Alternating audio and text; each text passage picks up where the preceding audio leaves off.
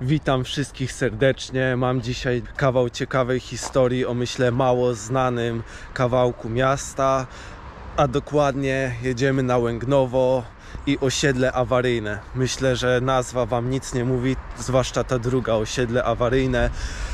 Tą myśl zaraz rozwiniemy, więc powiem krótko, co nas czeka. Krótka historia linii tramwajowej na Łęgnowo.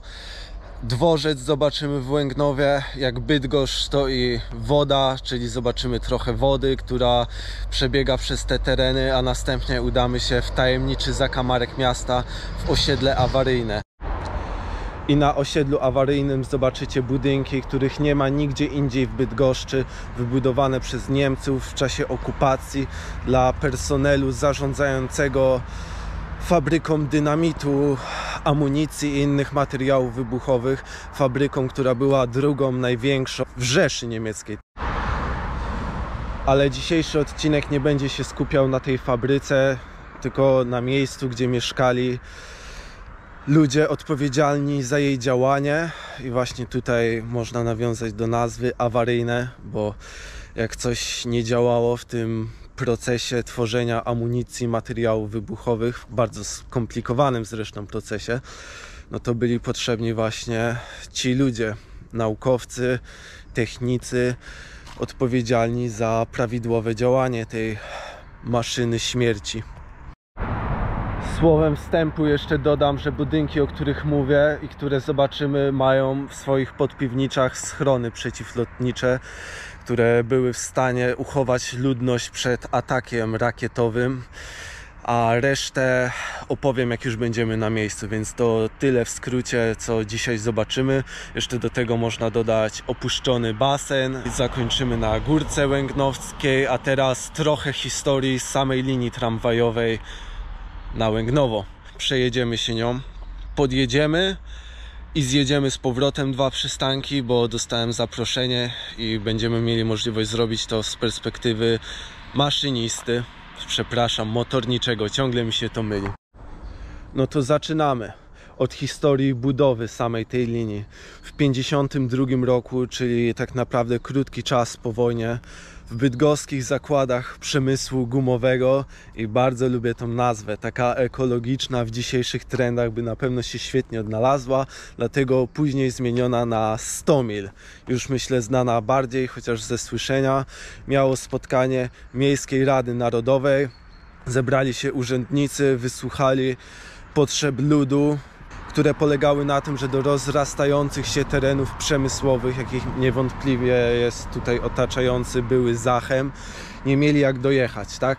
Więc była potrzebna linia tramwajowa, więc wypili po pół litra na łeb i powiedzieli: budujemy. I co dziwne, wytrzeźwieli i nie zmienili swoich planów. Projekt miał nazwę Brda. Projekt dlatego, bo to nie była jedna linia na Łęgnowo, ale też odgałęźnienia na Kapuściska i do dzisiejszej pętli przy ulicy Glinki. W warunkach powojennych nie było dostępu do sprzętu ciężkiego. On był wykorzystywany do odbudowy kluczowych elementów infrastruktury, a niestety linia tramwajowa na Łęgnowo tymi elementami nie była, więc była budowana ludzkimi rękoma. Ale to nie zmienia faktu, że powstała w niesamowicie szybkim czasie. Budowa ruszyła w drugiej połowie roku, w którym zapadła decyzja, czyli w drugiej połowie 1952 roku, po to, żeby już w następnym roku została oddana w całości, czyli razem z odnogą do dzisiejszej pętli Glinki i linią na Kapuściska. Została oddana, ale oczywiście nie brakowało usterek podczas pierwszych przejazdów. Pojazdy wypadały z szyn i nie działało to tak płynnie, jak powinno, ale z drugiej strony ludzie, przed tą inwestycją, projektem Brda, długość linii tramwajowej w Bydgoszczy wynosiła niecałe 20 km, a po niecałym roku budowy była ponad 2 razy dłuższa, więc skala projektu była naprawdę duża, mówiąc delikatnie.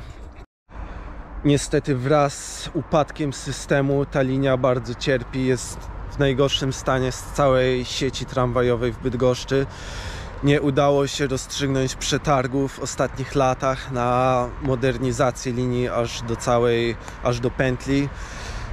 W powtórzonym przetargu kwota wynosiła już blisko 100 milionów złotych i szkoda, że nie udało się znaleźć tych pieniędzy, bo to oznacza, że nie wiadomo kiedy i nie wiadomo co z modernizacją tej linii. Władze miasta zapewniają, że nie myślą o jej zamknięciu, aczkolwiek tabor w Bydgoszczy w ciągu niedługiego czasu, 2 lat, będzie już wymieniony całkowicie na nowoczesny, co jest oczywiście bardzo dobrą wiadomością, z tym, że taki tabor nie może jeździć na tej linii.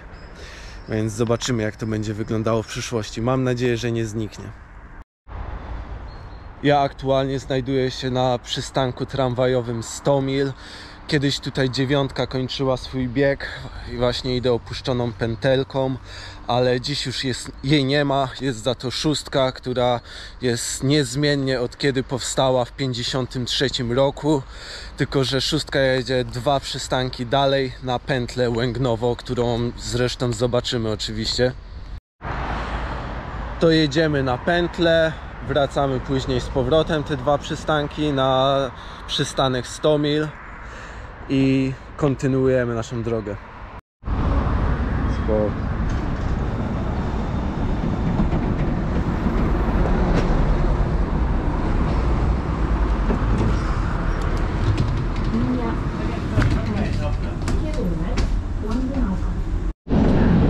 No i już możemy się poczuć jak poza miastem. Wyjechaliśmy poza przystanek Stomil i no sami ocencie.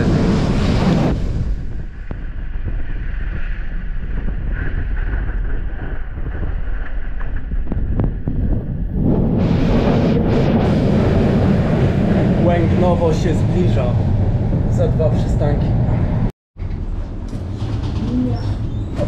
Udało się. Jestem na miejscu. Wysiadamy. Jesteśmy na wsi. Przejechaliśmy tą linią, która się rozpada. Już pierwsza gruba obcinka poszła. Młodzież w tramwaju nie była zadowolona, że nagrywam. Dobra, jeszcze krótko. No tak, jesteśmy na pętli w Łęgnowie. Jakbyśmy byli na wsi. Widać elektrociepłownię, widać pole, ale co się tu zmieniło w ostatnim czasie? Powstał ogromny zakład pracy Zalando na, jeśli dobrze pamiętam, 10 000 ludzi.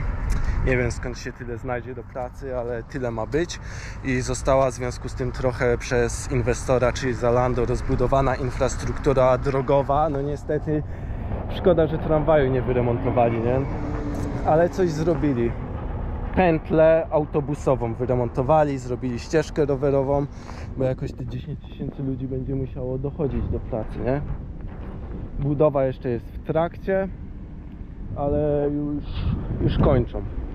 A samo Zalando chyba jeszcze nie otworzyli, nawet jest też gotowe, ale jeszcze nie otwarte. Tu zamykamy ręcznie. Ja sobie tutaj tak, możesz sobie na stopień wejść, tam się ułożyć. Wygodna kabinka. To są i tak te po modernizacji, nie? Jakieś Tak, no one już mają trochę swoje lata, nie?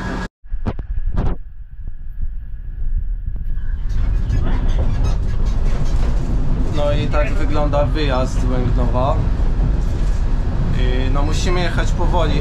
Ile maksymalnie ograniczenia? 20 na godzinę. 20 na godzinę. Jedziemy 29. Jedziemy 29.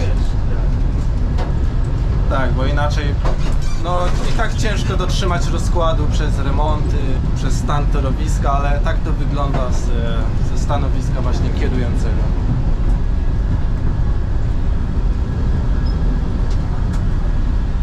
Też cyknę sobie z siebie, jak ja wyglądam w kabinie maszynisty. Nie, jak się mówi, motorniczego. Mój błąd, nie jestem tak dobrze w temacie i bardzo mi się podoba przejazd. Widoki. Miodowe lata to już. Cześć. I cała spadzista.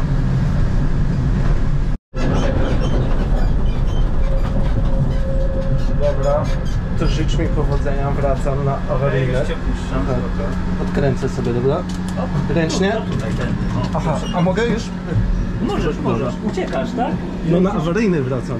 Aha, no dobra. Może się zobaczymy wtedy. Trzymaj się. Dobra, Dzięki. to kręć. Powodzenia. Dzięki. Dziękujemy motorniczemu za przejażdżkę. My podążamy dalej i idziemy w stronę dworca Bydgoszcz-Łęgnowo. Jest to też inna opcja, żeby dostać się nie tylko tramwajem, ale też pociąg tu jeździ. Osobowe zatrzymują się głównie z relacji Bydgoszcz-Toruń, ale stacja nie jest zbytnio uczęszczana. 20-40 osób na dobę średnio ponoć z niej korzysta, ale my się przejdziemy do niej, żeby zobaczyć, jak wygląda okolica, a okolica jest ładna. Podążamy dalej i wzdłuż ruchliwej drogi jest bardzo przyjemna alejka, a po drugiej stronie alejki znajduje się Brdy Ujście. Tutaj się kończy symbol Bydgoszczy. I taka ciekawostka, to jest miejsce, gdzie jedyny raz w życiu widziałem węża na wolności, więc trzeba uważać. To znaczy pewnie była to żmija, nie znam się tak, ale było to naprawdę duże, ponad metr miało. Więc okoliczności przyrody są tutaj naprawdę ładne. Brda sobie płynie beztrosko. Później jest też dużo śluz, albo są śluzy. Jest też tor regatowy. No i oczywiście połączenie z Wisłą. Zbliżamy się do dworca Bydgoszcz-Łęgnowo, co zresztą widać po tym, że przechodzimy przez tory.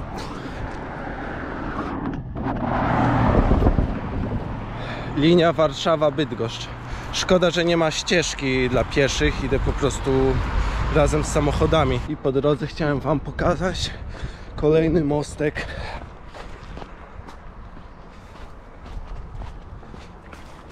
No jest to zaniedbane, ale co zrobić? Widok, który tutaj mamy, wynagradza to, że trochę porośnięte krzakami jest przejście, bo wygląda to naprawdę miło, jeśli ktoś lubi naturę, widać śluzę. No i Brdy Ujście, tak? Nazwa sama w sobie mówi, co oglądamy, co jest przed naszymi oczami. Widać stąd nawet tor regatowy, który był ostatnio wyremontowany, elektrociepłownie. I koniec Brdy. Wisła, moi drodzy, Wisła się zaczyna. Największa z rzek polskich. A po drugiej stronie za mną dworzec, do którego zmierzamy, na którym już praktycznie zaraz się widzimy. No może nie tak zaraz, bo widzę, że właśnie szlaban opuszcza. Więc przepuścimy pociąg i idziemy na dworzec. Dobra, jesteśmy na dworcu. To miejsce ma swój klimat, ale widać, że też swoje lata. Wchodzimy.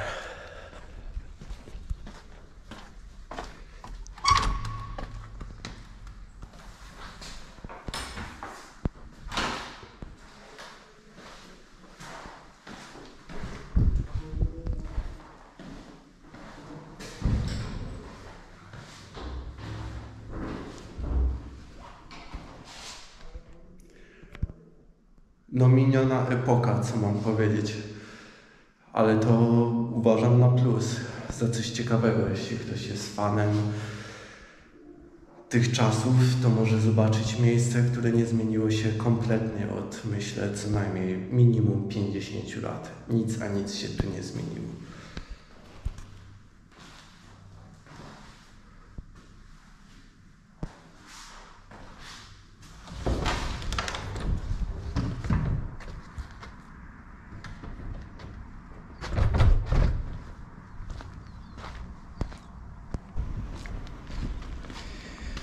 I tak właśnie wygląda dworzec na Łęgnowie, więc jak mówiłem, można dojechać zarówno tramwajem, tak samo można trafić tu pociągiem, jeśli ktoś by chciał.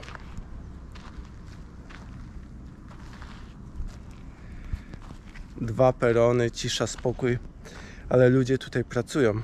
Ktoś tutaj jest, wiecie, kontrolowanie ruchem, sterowanie, bezpieczeństwo, te sprawy. Ale poza pracą tutaj widzę też ktoś mieszka, bo na balkoniku są normalnie rzeczy użytku codziennego, a nie w pracy. Bo myślę, że na kolei nie potrzebujesz suszarki do rzeczy i innych roślinek i dywaników, które widzę na balkonie. Nie będę pokazywał, żeby zachować prywatność osoby, która tu mieszka.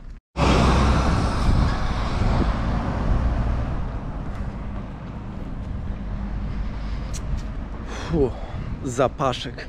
Nie wiem, co wiózł. Kończy się asfalt.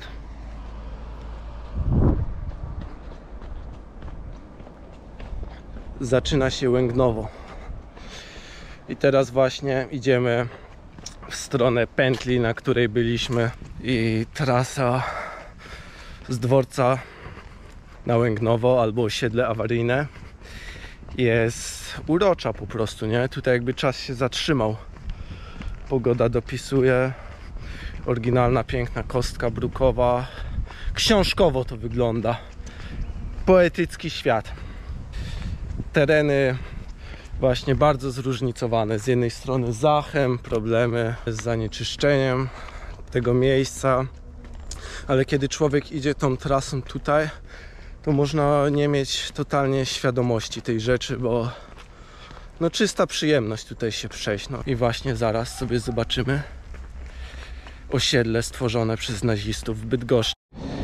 Więc tak, są to tereny mocno związane historycznie z okresem II wojny światowej. O czym świadczy, że na przykład idziesz sobie tą piękną alejką, o której mówiłem, i patrzysz na coś takiego. Umocnienia wojskowe, fortyfikacje, bunkry po prostu sobie stoją opuszczone. Nie będę się wdrapywał, bo nie mam ochoty, jest bardzo utrudniony dostęp, ale chcę, żebyście zobaczyli, że takie rzeczy po prostu tu są i istnieją. Jest ich naprawdę dużo na naprawdę dużym obszarze.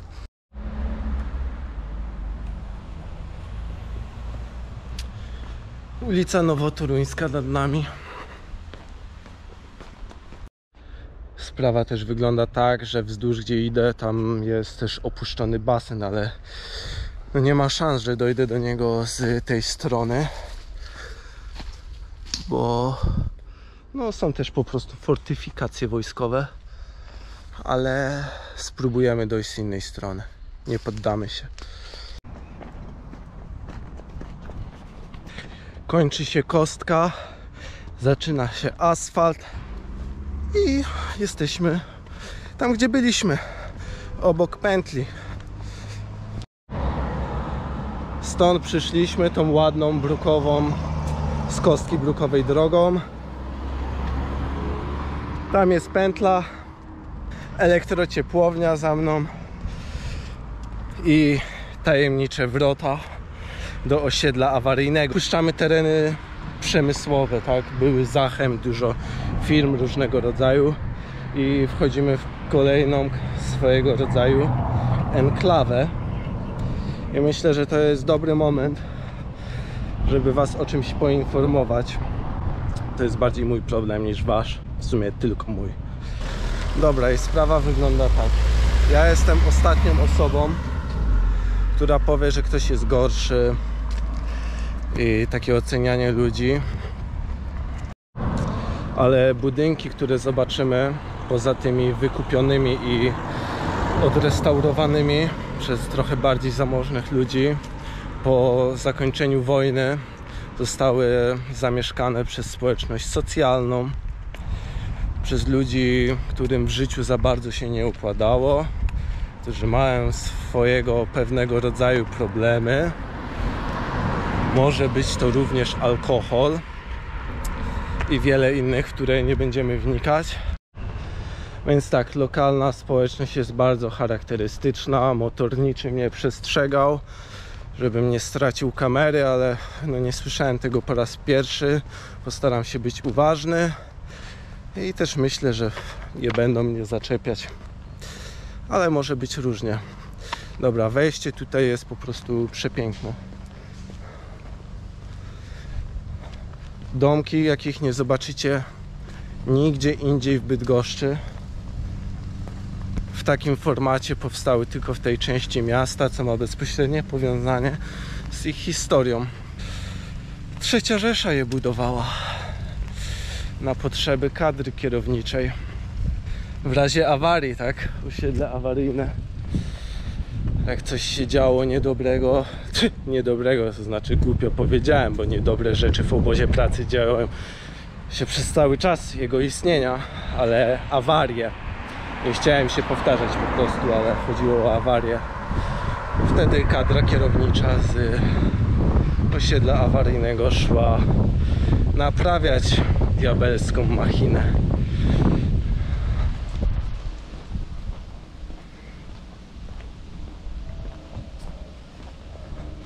A przed nami jeden budynek, który wyróżnia się swoim rozmiarem, swoją historią i swoją byłą funkcją, zwany kasinem.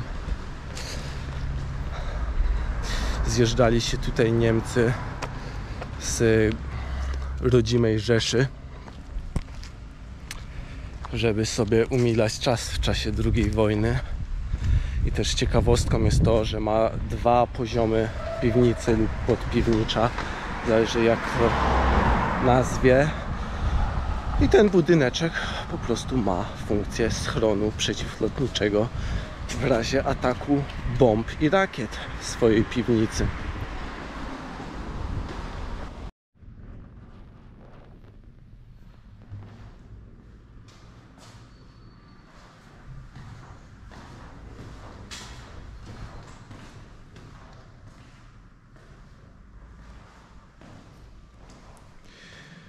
Tak wygląda właśnie wejście, więc musicie przyznać, że to nie jest typowa klatka schodowa. Można tylko użyć wyobraźni, żeby stworzyć obraz, co tu kiedyś się działo. Ten hol na pewno miał elegancki klimat. Jest duży.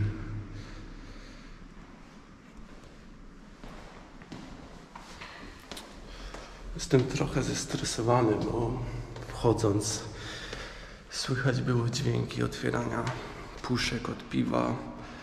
No i widać, że tutaj społeczność mierzy się ze swoimi problemami.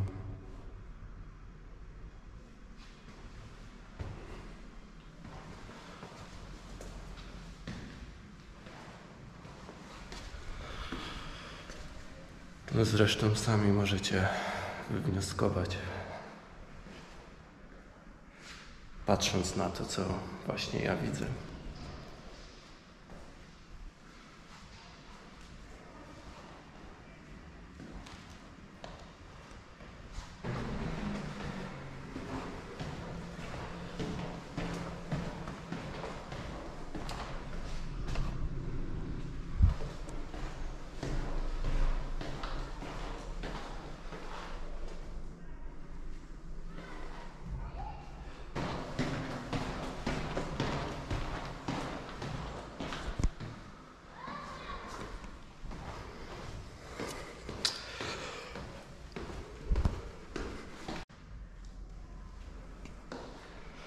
Wszystko obsmarowane, więc tak właśnie wygląda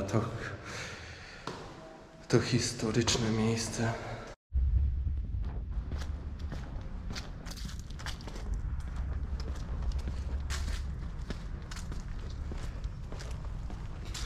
Problem też jest taki, że oczywiście nie wszyscy robią problemy, lokatorzy tutaj, albo nawet już nie mieszkają, ci co nabałaganili, a brak porządku pozostał i ci ludzie uczciwi, pracujący, co tutaj mieszkają, no są skazani na takie warunki, no bo co, sami mają remontować klatkę schodową, a nikt im chyba tego nie chce zrobić, bo mam wrażenie, że to nie było zrobione tydzień temu, tylko już jakiś czas temu i że tutaj naprawdę się już uspokoiło.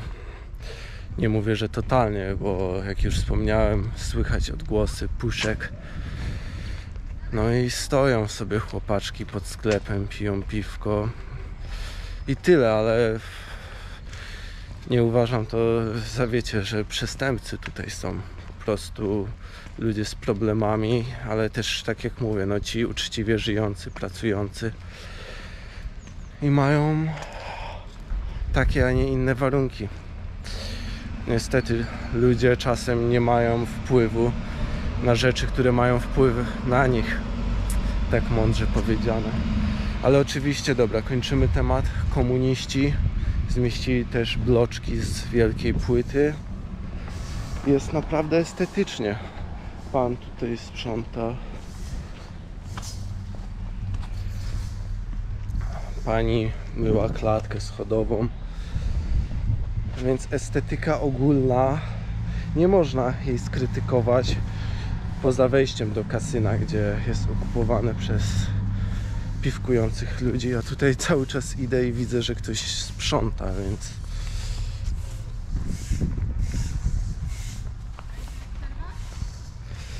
więc nie jest tu aż tak źle, jak mówią. Place zabaw.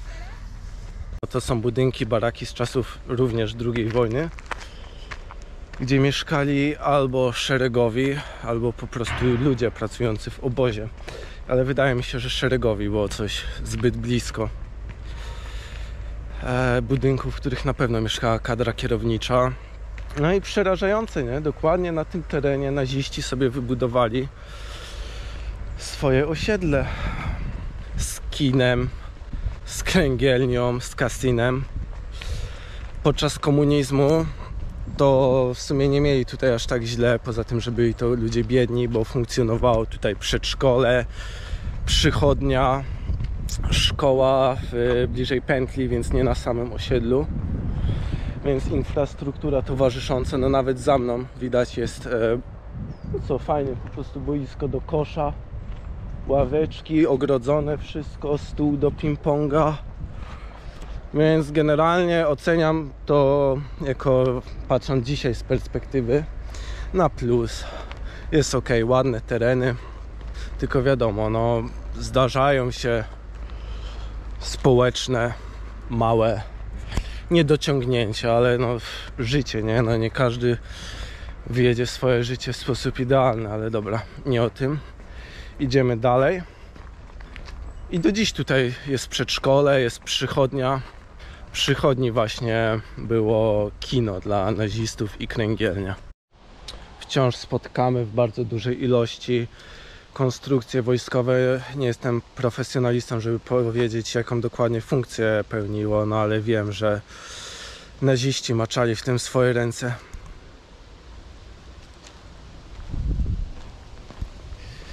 Idziemy do kolejnej niespodzianki. Dobra, jest i nasza perełka.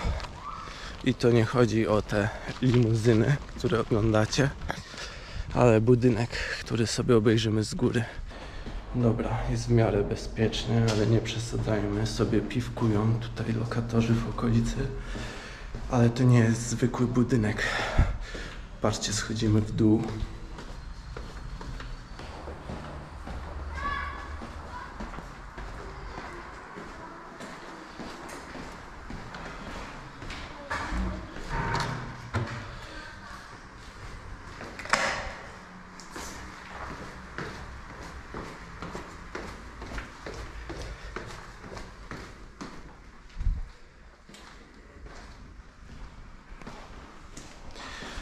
No nieźle. No więc ten niepozorny budyneczek, właśnie spacerujemy po jego piwnicy, która również pełniła funkcję schronu przeciwlotniczego. Jest tu chłodno. No co mam tu opowiadać?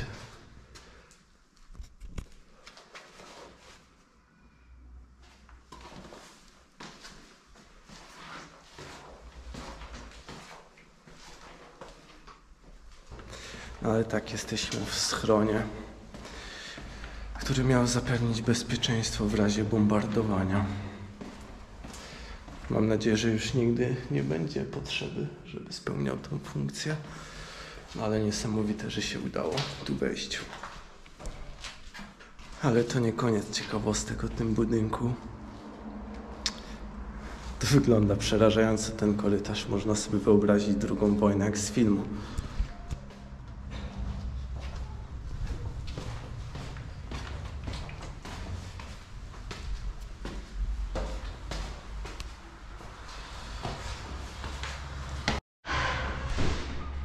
Ucieczka.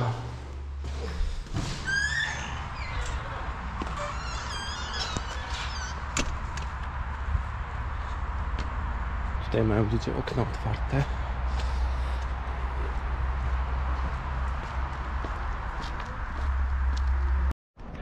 I na końcu korytarza, którym szliśmy w budynku, który znajduje się za mną, w którym byliśmy przed chwilą, aż do końca czasów II wojny światowej, znajdowało się popiersie wodza Adolfa. O Jezu, wydmy tu są.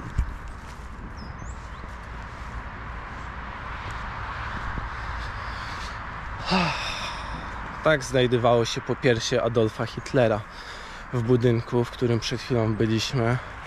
No tutaj żadna niespodzianka, kolejne umocnienie wojskowe.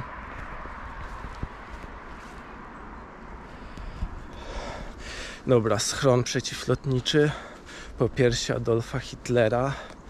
I jeszcze ostatnia niespodzianka. Ten budynek ma kształt litery A, patrząc z góry ku czci imienia pana Adolfa. Tak to wygląda. Jakby tego wszystkiego było mało, to za mną stoi opuszczony, nieczynny basen. I to nie byle jaki basenik.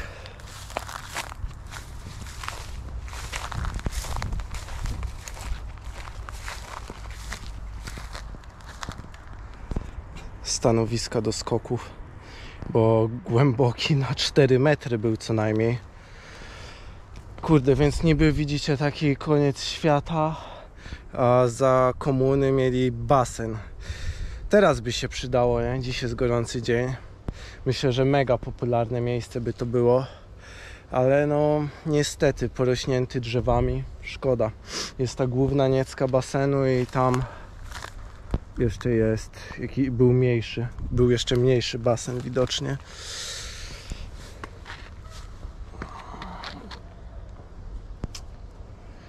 No szkoda. Takie miejsca, jak człowiek sobie wyobraża, że kiedyś to działało, że tu byli ludzie, byli zabawa. No brakuje czegoś takiego. Tym bardziej, że mówię, no naprawdę dobrego rozmiaru, nie? 4 metry głębokości, jest dłuższy chyba niż 25 metrów, mi się wydaje, nie? A teraz dłuższy w Bydgoszczy jest tylko jeden, Astoria, który niedawno powstał, więc serce boli, że już jest to opuszczone.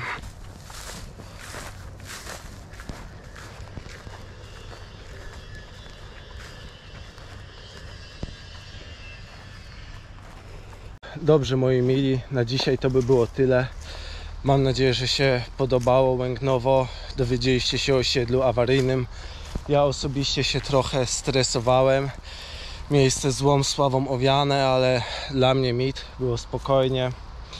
Nic takiego tam się nie dzieje. Można śmiało zobaczyć to nietypowe miejsce na mapie Bydgoszczy. A ja się z wami żegnam. Lekko się stresowałem. Jakiś czas nie było mnie przed kamerą, więc spięcie trochę było. A tutaj z wami się żegnam. Z Górki Łęgnowskiej ostatnia atrakcja.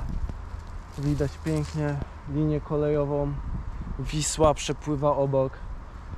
Fajny punkt na zakończenie wycieczki. Pozdrawiam wszystkich.